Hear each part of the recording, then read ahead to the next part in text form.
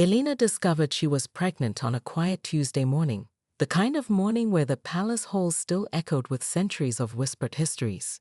The two blue lines on the test trembled in her shaking hands as she sat alone in her private bathroom, its marble surfaces suddenly feeling colder than usual. She'd had planned to tell Alexander over breakfast, but he had already departed for an emergency council meeting. When she finally shared the news that evening, Alexander's response wasn't what she had imagined during their courtship. Instead of joy, his features arranged themselves into what Elina had come to recognize as his official expression: polite, measured, and somehow distant. "This is wonderful news for the kingdom," he said, as if announcing a successful trade agreement rather than the conception of their child. The following weeks brought subtle but significant changes to their carefully balanced life. Elina's access to her research laboratory, which Alexander had specifically built within the palace grounds as a wedding gift, became increasingly restricted. The palace physician, Dr. Herman, insisted that the heir's safety required Elina to limit her exposure to laboratory conditions, despite her protests that her research involved no dangerous materials. Royal protocols materialized like ivy growing over her carefully constructed world. The Grand Duchess, Alexander's aunt, appeared daily with thick volumes of royal child-rearing traditions. Elina's meals were replaced with carefully monitored portions approved by generations of royal physicians. Her phone calls to her research team were politely but firmly intercepted by palace staff, citing security concerns. Alexander's absence grew more pronounced with each passing week. The diplomatic crisis in neighboring Estonia demanded his attention, or so his assistant informed her. Elina's first ultrasound appointment was attended by Dr. Herman and 3 royal observers, but no prince. When she saw their child's heartbeat flickering on the screen, the tears she shed were not entirely from joy. Her husband's rare appearances became increasingly formal. Their easy conversations about science and philosophy gave way to brief discussions about appropriate public appearances and palace protocols. The morning sickness that plagued her was met with helpful suggestions about maintaining a proper public image rather than the comfort she craved. Most telling was the night she found him in his study, reviewing plans for the child's education that had already been mapped out for the next 20 years. When Elina suggested they might want their child to have choices about their future, Alexander looked at her with genuine confusion. "But this is how it's always been done," he said, as if that explained everything. As her body changed to accommodate their growing child, Elina felt herself disappearing behind the role of royal vessel. She kept a private diary, writing letters to their unborn baby about her hopes, her fears, and the increasingly frequent nights she spent wondering if marrying into royalty had been a terrible mistake. The diary became her only confidant, its pages holding truths she could no longer share with her husband. The hospital room felt different in the gray light of dawn. Elina lay awake, her medical training allowing her to interpret every number on the monitors surrounding her bed. The experimental treatment that had saved her life had left her weak, but her mind remained sharp, perhaps too sharp for the reality she now faced. Dr. Sarah Chen, her former research colleague who had finally been allowed to consult after the crisis, sat beside her bed reviewing the treatment protocols. Unlike the palace physicians who spoke in carefully measured euphemisms, Sarah was direct. "The palace medical board would have delayed until both you and the baby were beyond saving," she said quietly. "You made the only choice you could." The choice had been brutally simple in the end. The experimental treatment might save her life, but would certainly end the pregnancy. The traditional approach favored by the palace doctors carried a high risk of using both mother and child. Elina had made the decision in the space between heartbeats, her researchers' mind processing odds and outcomes even as her mother's heart shattered. Alexander's reaction to her choice came in stages. First was shock, then a carefully controlled anger that leaked through his royal composure. "The palace physicians had a plan," he said stiffly, standing at the foot of her hospital bed. "There were protocols in place. Generations of royal births have followed these protocols." "Generations of royal births didn't involve a mother with my specific complications," Elina responded, her voice hoarse but steady. "I made the choice I had to make." She didn't add what they both knew, that she'd made it alone, without her husband's support or presence. The palace's damage control machine went into action immediately. Press releases spoke of medical circumstances beyond anyone's control. Official statements praised the dedication of the palace medical team. Photographs were released showing Alexander visiting the hospital, his face appropriately grave, though Elina knew these had been taken hours after the actual crisis had passed. In the days that followed, Elina received a parade of carefully selected visitors. The palace therapists spoke of grief in measured terms. The royal chaplain offered prayers that felt empty. The palace PR team suggested appropriate ways to discuss her loss in upcoming appearances. Each visitor arrived with an agenda, a script, a role to play in maintaining the monarchy's image. But it was the quiet moments that truly crystallized her new reality. Late at night, Elina found herself alone in the palace nursery that would now remain empty. Her hands traced the hand-painted clouds on the walls, the delicate lace of a bassinet that would never be used. In these moments, she began to understand that she had lost more than her child. She had lost the illusion that love could bridge the gap between her world and Alexander's. The official condolence book in the palace lobby filled with thousands of signatures. Queens, presidents, and diplomats sent elaborate arrangements of white flowers. But none of these gestures could fill the void left by a husband who had been absent when it mattered most, who even now seemed more concerned with protocol than healing. The first signs of trouble came during a routine checkup in Elena's 7th month. Her blood pressure readings caused Dr. Herman's perpetually composed face to betray a flicker of concern. As a medical researcher, Elina understood the implications before he spoke them. Preeclampsia was developing, and her pregnancy had become high risk. The palace's response was swift, but focused on the wrong priorities. Within hours, 3 additional specialists were flown in, not primarily for Elena's care, but to ensure the royal heir's safety. Her bedroom was transformed into a medical suite, complete with monitoring equipment that beeped through the night, its rhythmic sounds emphasizing her solitude. Alexander's reaction to the news came in the form of a brief note, delivered by his personal secretary, taking necessary steps to ensure proper care. Must attend to Estovian border crisis. Will return when possible. Elena read the 3 sentences repeatedly, searching for any trace of the man who had once spent hours discussing genetic markers with her just because he loved hearing her voice grow animated with passion. The week that followed was a blur of blood pressure readings, protein tests, and forced bed rest. Elena's requests to contact her former research colleagues for their medical opinions were politely deflected. Her mother's attempts to visit were delayed by security protocols. The palace walls, once merely restrictive, now felt like they were closing in. On the night everything changed, Elina woke to a splitting headache and spots dancing in her vision. The on-duty nurse recognized the danger signs immediately, but the next hours became a nightmare of palace bureaucracy. Emergency transport to the hospital required multiple levels of security clearance. Each decision needed approval from the Royal Medical Board. Alexander was attending a state dinner with the Estovian ambassador, an event deemed crucial to preventing military escalation. Elena's emergency calls were filtered through 3 layers of staff before reaching his secretary, who decided not to interrupt the diplomatic proceedings. His Royal Highness left strict instructions about non-state emergencies. The secretary later explained, as if a mother and child's lives were mere inconveniences to the crown. In the hospital, Elena's body betrayed the stress of months of isolation and neglect. Her blood pressure soared to dangerous levels as the medical team debated treatment options. The experimental protocol she eventually received, one she had to approve herself, alone, saved her life but couldn't save their daughter.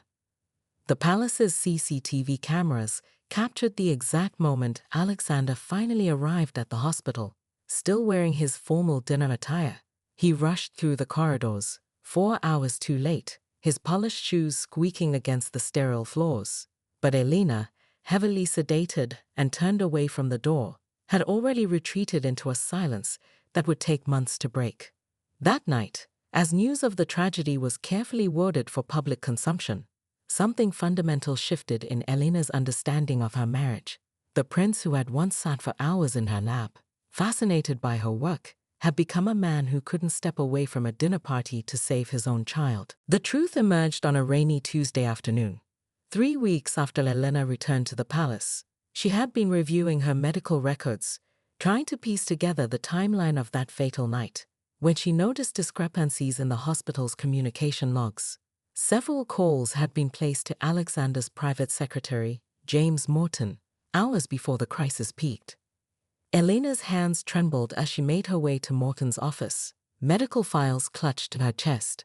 The secretary's usual composed demeanor cracked slightly when she placed the records on his desk. "I need to understand," she said quietly, "why my emergency wasn't deemed important enough to interrupt the state dinner." Morton's response was devastating in its bureaucratic efficiency. He opened his desk drawer and retrieved a memo dated from 6 months earlier, shortly after the announcement of her pregnancy. The document, bearing Alexander's royal seal and signature, outlined clear instructions. All non-state emergencies were to be held until the completion of any diplomatic engagements. His Royal Highness was most specific, Morton explained, his voice carrying the practiced neutrality of a longtime royal servant. The Estovian crisis required delicate handling. Any interruption could have. "I was his wife," Elina interrupted, her voice barely a whisper. "I was carrying his child." "You are a royal consort," Morton corrected gently, "and the crown's priorities must always come first." The weight of those words followed Elina through the palace corridors. Every portrait of Alexander's ancestors seemed to watch her with renewed judgment, their painted eyes holding centuries of similar choices: duty over love, protocol over family, crown over heart. Alexander's attempts at reconciliation came in predictably grand gestures. A new wing for genetic research was announced at the National Hospital, bearing their lost daughter's intended name. Rare flowers were flown in daily from across the globe.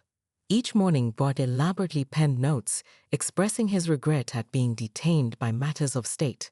But he never acknowledged the memo. When Elina finally confronted him about it, his response was a masterpiece of royal deflection. "The crown's responsibilities are complex," he said, using the same tone he employed for difficult press conferences. "Sometimes difficult decisions must be made for the greater good. Was I ever more than a duty to you?" Elina asked. His silence was answer enough. The following days unfolded in a fog of prescribed appearances and carefully scripted interactions. Elina attended state functions on Alexander's arm, smiled at appropriate moments, and played her role to perfection. But inside, she was cataloging every detail of her gilded cage, noting every security pattern, every staff rotation. The palace staff whispered about her changed demeanor, the way she had become as practiced at diplomatic pleasantries as any born royal. None of them recognized it for what it was, not submission to her role, but the calculated observation of a scientist planning her most important experiment: escape. What broke her heart wasn't just Alexander's standing orders or Morton's cold efficiency. It was the realization that no one in the palace seemed to find those orders unusual. This was simply how things were done, how they had always been done.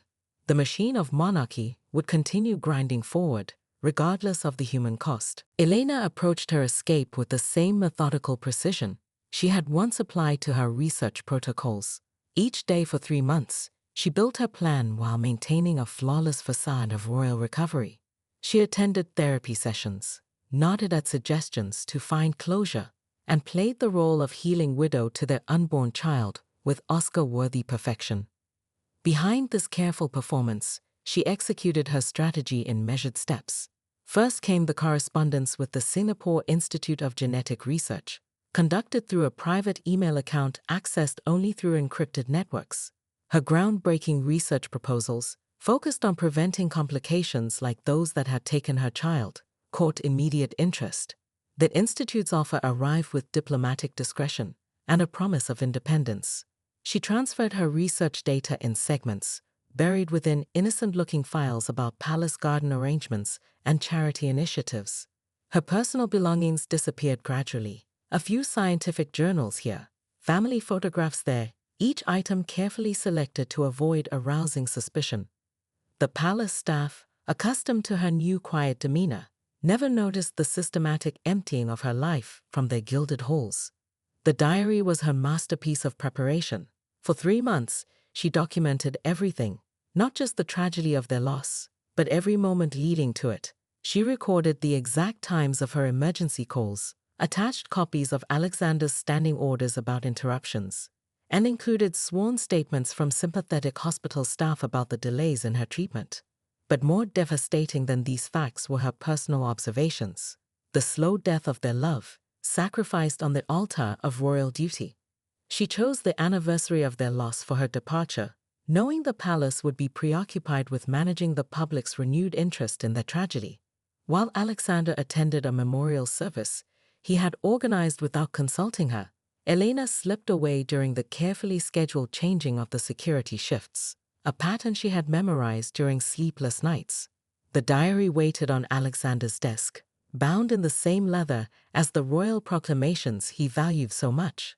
Next to it lay her royal rings and a USB drive containing her complete research on the condition that had threatened their pregnancy, research that might have saved their child had she been allowed to continue it during her confinement. Her final entry was not an angry accusation, but something far more damning. A clinical account of their relationship's death, written with the same detached precision she had once used to document failed experiments. She ended it with a single sentence that she knew would haunt him. In choosing to be a perfect prince, you failed to be a husband or father when it mattered most. By the time Alexander finished reading the diary, Elina's plane was already crossing the Indian Ocean. She had chosen Singapore not just for its research facilities, but for its strict privacy laws and powerful diplomatic stance against royal interference. She carried with her only what she needed: her research, her memories, and an unshakable determination to ensure no other woman would face the choice between protocol and survival. 20 years after Elina's departure, the monarchy of Rothavan bore little resemblance to its former self. King Alexander, as he was now known, had systematically dismantled the very protocols that had cost him everything he truly valued. The transformation had begun quietly, with small changes that rippled into institutional reform.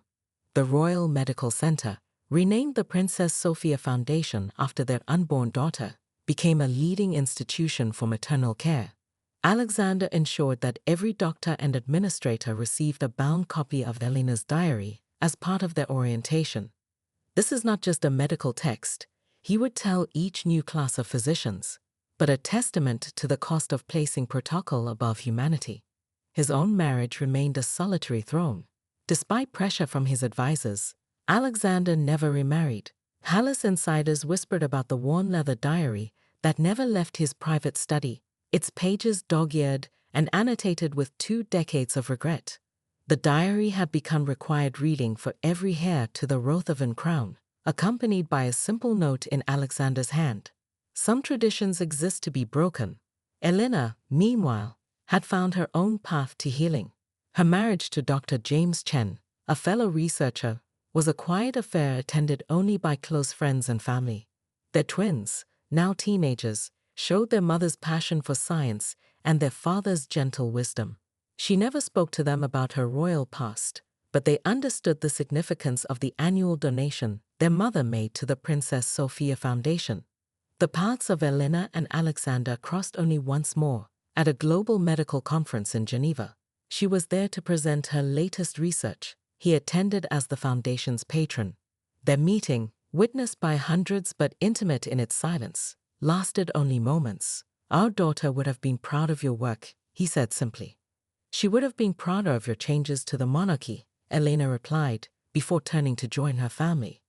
That brief exchange made headlines worldwide, but few understood its true significance. Only Morton, the former secretary who had withheld Elena's emergency calls, grasped the weight of that moment.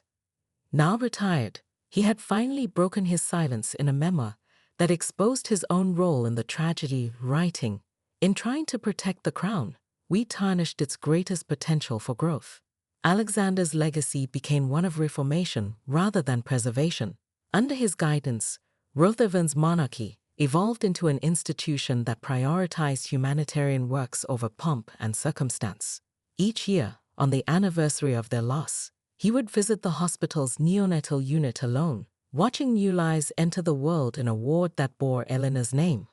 The final lines of Elina's diary, now preserved in the Royal Library of Rothaven, read, "Love without action is merely sentiment.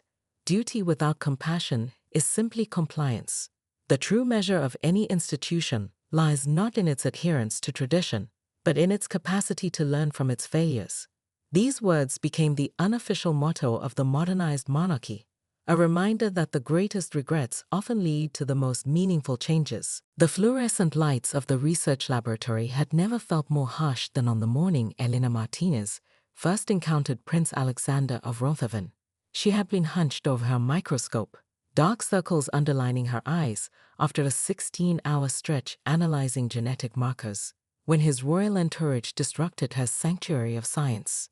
The prince's visit to the Cambridge Medical Research Institute was supposed to be a mere formality, another photo opportunity for the palace's relentless PR machine.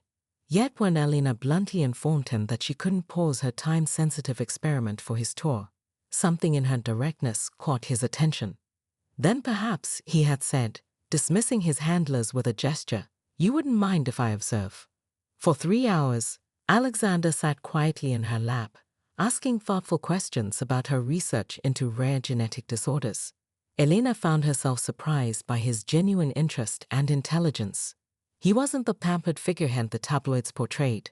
There was a sharp mind behind those aristocratic features. Their conversation spilled over into coffee, then dinner. Elina discovered a man struggling to balance centuries of tradition with modern responsibility. Alexander found someone who saw past his title to the person beneath. When paparazzi photos of them emerged the next day, the palace switchboard crashed from the media frenzy. Their courtship defied royal convention. Instead of grand galas, they spent evenings in Elina's small apartment, sharing takeout while she explained her latest research findings. Alexander would arrive unannounced at her lab, bearing coffee and genuine curiosity about her progress. For the first time in his life, he was valued for his mind rather than his title. The palace's old guard watched with thinly veiled disapproval as their prince fell deeper in love with this commoner of Spanish descent. Elina's colleagues warned her about the crushing weight of royal expectations.